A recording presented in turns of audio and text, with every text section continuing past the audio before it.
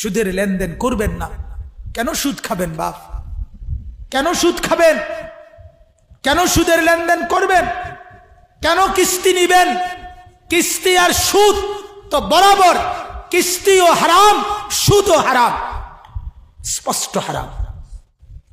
আপনি শুধু এটা আমাকে উত্তর দেন, কুকুরের গোশত হালাল না হারাম? বলেন, সবাই বলেন। কে হারাম করছে? আবার বলেন, আবার বলেন, আবার বলেন। কুকুরের গোশত কেউ খায় আপনারা?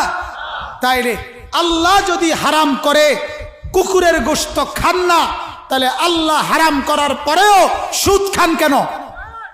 আর সুদ খাইলে কুত্তার গোশত খান না কেন? কথা বলেন না কেন?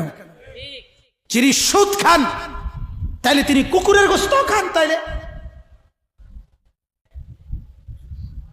কারণ আপনি তো শুনেছেন আল্লাহ তাআলা হারাম করছে, তো আল্লাহই তো কুকুরের গোশত হারাম করছে। তাহলে আল্লাহর হারাম এটা মানলে আল্লাহর হারাম এটা মানবেন না কেন?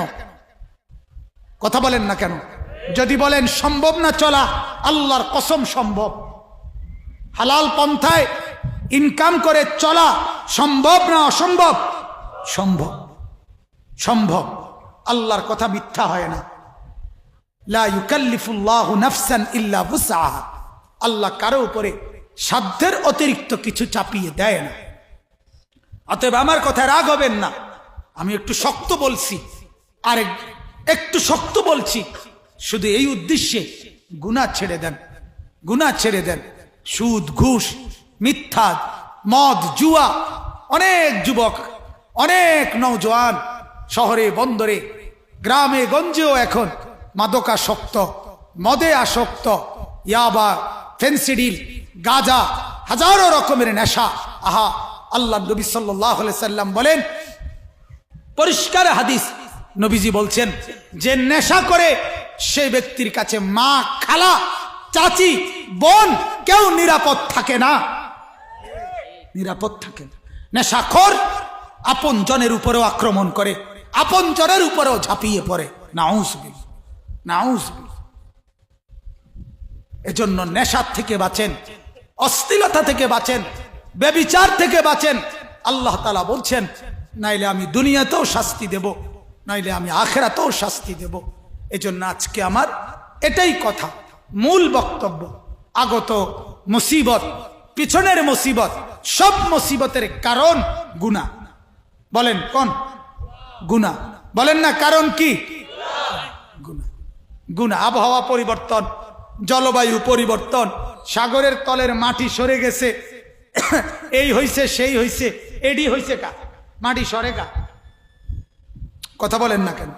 আবহাওয়া পরিবর্তন হইল কেন? জলবায়ু পরিবর্তন হইল কেন? যাই বলেন, মূল কারণ গুনাহ। মূল কারণ কি?